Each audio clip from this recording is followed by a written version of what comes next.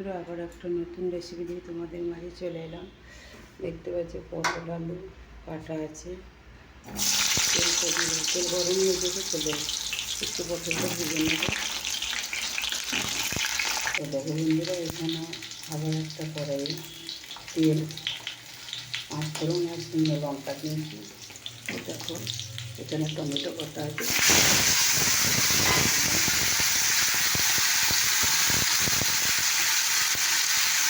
মতো ভেজেছিল।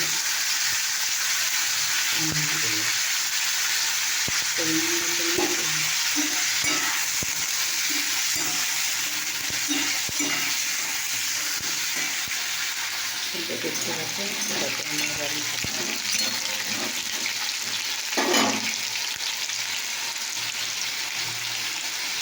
সেটাকে একটুখানি করতে হবে।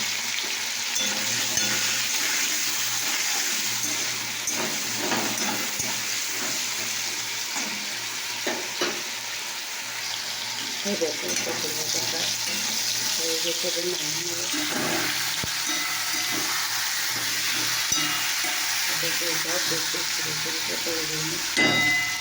এটাকে নামাবো।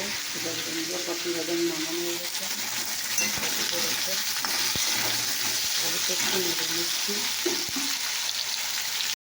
সেটাকে বন্ধুরা আলুটা একটু নাড়া হয়ে গেছে, এটা নামিয়ে নেবো।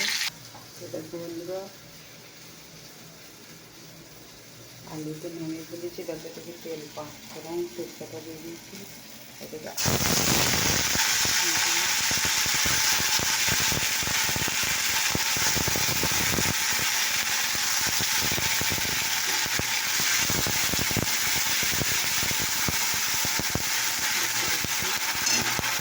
সেটাকে বন্ধুরা দিয়ে দিয়ে লঙ্কা দিয়ে দিয়েছি। সেটাকে একটু জল দিয়ে পেস্ট হয়েছে।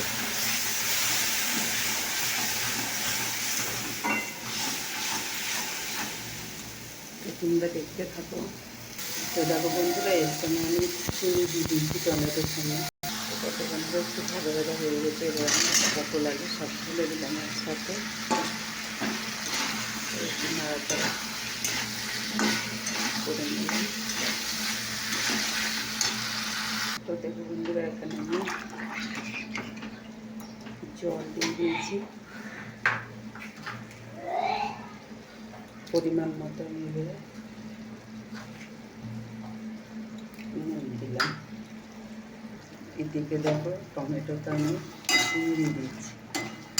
দেখতে পাচ্ছি চাটনি হচ্ছে।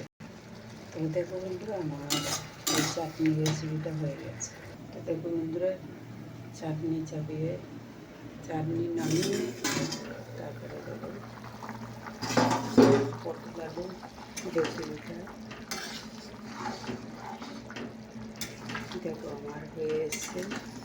তো তোমাদের এই রেসিপিটা কেমন লাগলো অবশ্যই কমেন্ট করে দিও। তো দেখো বন্ধুরা, চা হয়ে গেছে। এদিকে দেখো আমার হয়ে গেছে। দেখতে কেমন লাগলো অবশ্যই কমেন্ট করে দিও।